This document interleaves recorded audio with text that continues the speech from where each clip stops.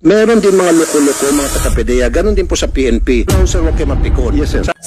Have a blessed day mga kabayan. Welcome back po sa aking channel, OFW KSA. Marami nagsasabi, maraming milagro ang nangyayari sa ibang bypass operation ng ibang PDEA agent at PNP.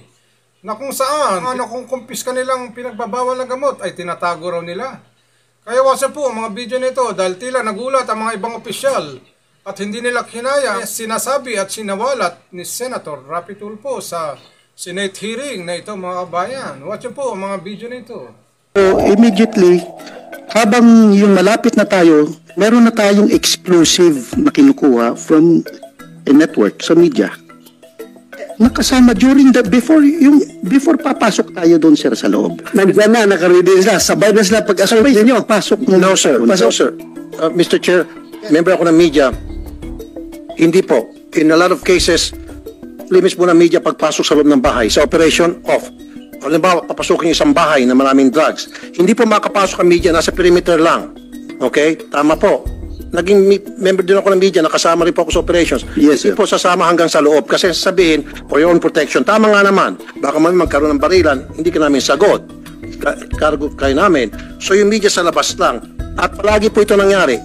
I-interview ko yung mga media ito nung senator na po ako, maging yung before na nag-interview ako sa mga hulihan, yung media dumarating, tinatawag after the fact. So, narinig ng bahay, I'll give you an example, Mr. Che, papasok ng bahay, may nakita na isang sako doon na shabu halimbawa, pwede na sila magtapyas ng kalahating sako. And then, itatabing kalahating sako, halimbawa lang po to, exaggeration na ito, kalahating sako.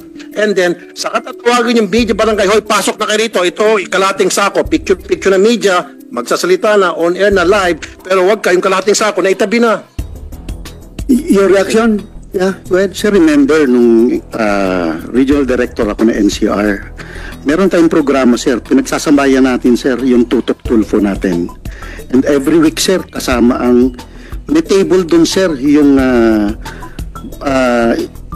staff and yung crew ng tutok Tulfo, sir. Pero kay Erwin na programa po yun and I appreciate that. Yes, meron ganung programa yung kapatid ko. Pero ang sinasabi ko po sir, sa actual rate sa lungga ng mga drug lord, hindi po kasama ang media kasi kayo po mga taga-PDEA, nakabulit po pes kayo, may mga armas kayo, hindi nyo isasama yung taga-media kasi for their own protection. At hindi rin po paig yung ibang taga-media kasi baka maan siya sa crossfire. Yes, kaya sinasabi ko sir, naiwan po yung taga-media sa labas ng bahay. Yes, sir. Then aglusob, wala po. Kaya again, ulitin ko for the second time, doon pa lamang po, pag may nakita doon na bulto-bulto na drugs, pwede na pong hatiin kung tiwali po yung PDEA agents, hatiin na po yun, itatabi na yung kalahati, tatawagin yung media, okay, punta ka rito, ito, may nahuli kami, ito yung bulto na huli namin, di po ba? Yes, sir. Tanong ko lang, is that a possibility? It's possible. Okay. Ayon kay Senator Rapi Tulfo mga kabayan, kakaiba raw ang ginagawa na iba pang PDEA agent.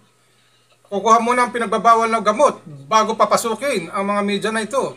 Ending, nare-recycle ang mga pinagbabawal na gamot, mga kababayan. Case. And I run through with how we do it, sir.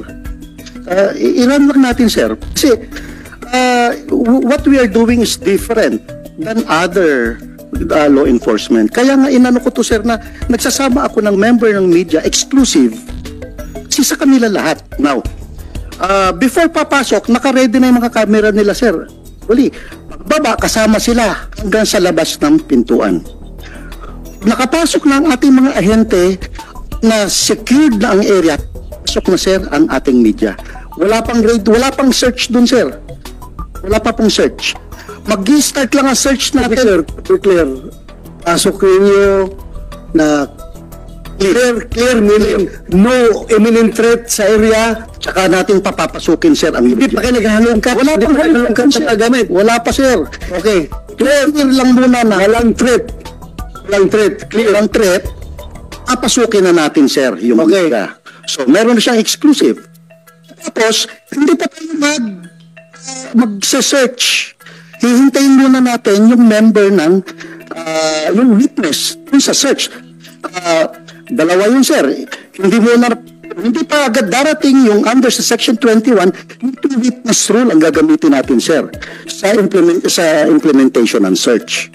So, meron na tayong witness during the search, saka, sir, pa lang tayo kahalungkat ng mga gamits. And it's covered by the media. Sir, you're hearing me but you're not listening. Ito po ang simple na po ito eh.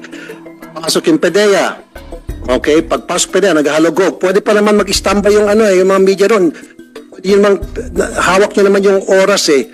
Pwede mapasukin kung kailan nyo gusto eh. Ako, pwede yung palabasin na nagsisearch kayo for 5 minutes. Kasi to make sure na talaga yung bahay, wala talagang may armas doon. So, in 1 minute sir, pagpasok ng bahay, nakita nyo agad na may droga doon, pwede nyo maitabi agad yung ebidensya. Ipasa nyo sa isang kasama at yung isang kasama ihagi sa bintana yung mga droga na yon, and then saka papasok yung media. O clear, everything clear. Di ho ba sir? Actually, pwede naman mangyari talaga. Yun lang po yun. Pwede naman mangyari talaga. Ang sinasabi ko lang po, maaari nga pong marami pong magagaling na mga PDEA agents. I know that for a fact. In fact, tinatawag ko kayo palagi. Di ba humingi ko ng tulong at nag-perform naman kayo. Ang sinasabi ko lang dito, meron din mga loko-loko, mga taga-PDEA. Ganon din po sa PNP.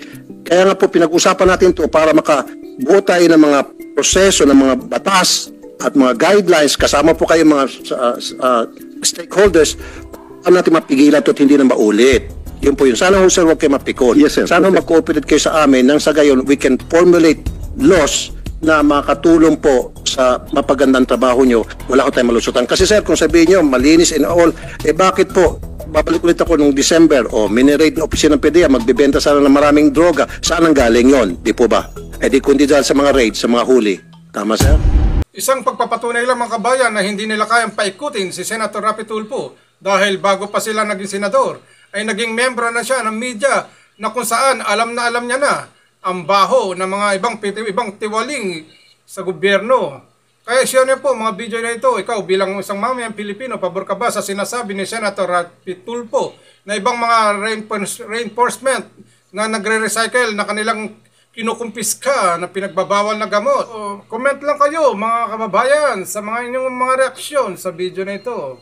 So sana magawa ng paraan ni Senator Rapi Tulfo. Sana po makagawa ng maayos na batas si Senator Rapi Tulfo para matigil na yung mga tiwaling. So maraming salamat mga kabayan sa inyong panonood. At para sa mga bago manonood, please like and subscribe and click the notification bell para updated po kayo sa aking video ng ilalabas mga kabayan. To God be the glory.